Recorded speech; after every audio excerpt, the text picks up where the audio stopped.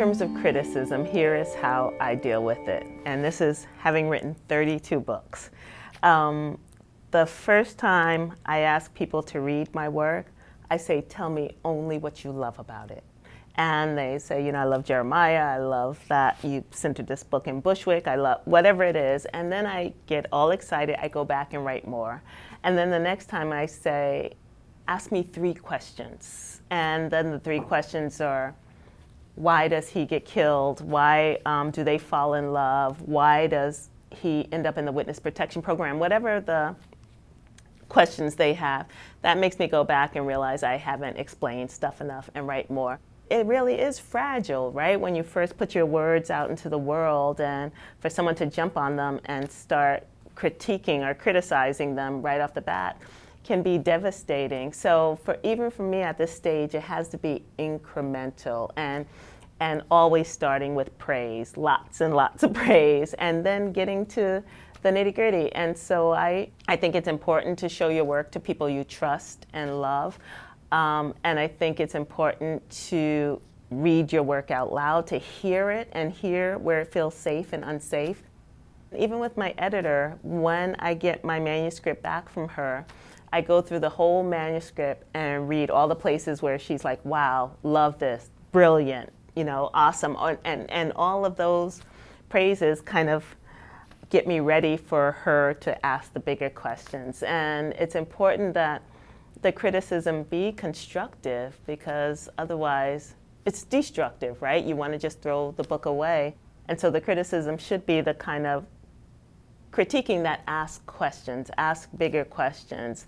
Why does this happen? I'm curious about where this is going. At the end of this piece of dialogue, what were you intending for the reader to get? So that kind of thing, so it doesn't make you feel so vulnerable. Writing is such a process, and I think that's sometimes aspiring writers don't realize what a process it is, from the moment you have a brilliant idea to when you get to the point and that book completely falls apart. And every single book you write, you have the brilliant idea, it falls apart. Every single book. And then you have to start scaffolding and building the story again, and starting to ask yourself the big questions about what this book is trying to say, and how is it trying to say it, and what do these characters want, and how are they going to get what they want. So that's the process, and then the next process is going out into the world with the story and getting that feedback and deciding who you're going to ask and what you're looking for in the feedback and what your end goal is for the story. Do you want to publish it, or do you want something that your parents will love so you can give it to them as an anniversary present, or what is it you want this book to be? And how does it fit into the world of literature? How does it fit into the stuff that's already out there? So you have to be a reader, right? You can't be a writer without being a reader. And I think that's another mistake young writers make. I've met so many poets who are like, well, I don't read poetry, I just write it. Like, or so many people who are trying to write realistic fiction that are only reading fantasy. It's just unrealistic to not know the genre you're writing inside of.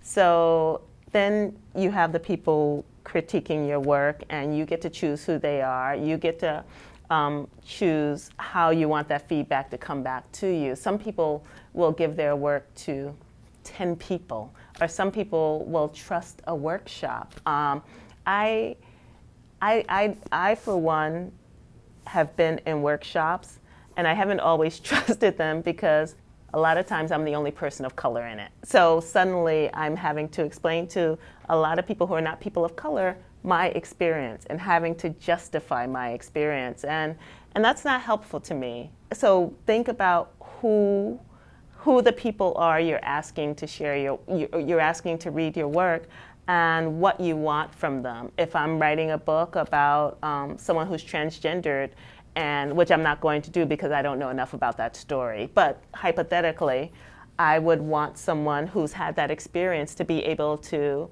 help me negotiate it. And again, show me, where do I get this right? Where do I get this wrong? Where does my own bias come into the story?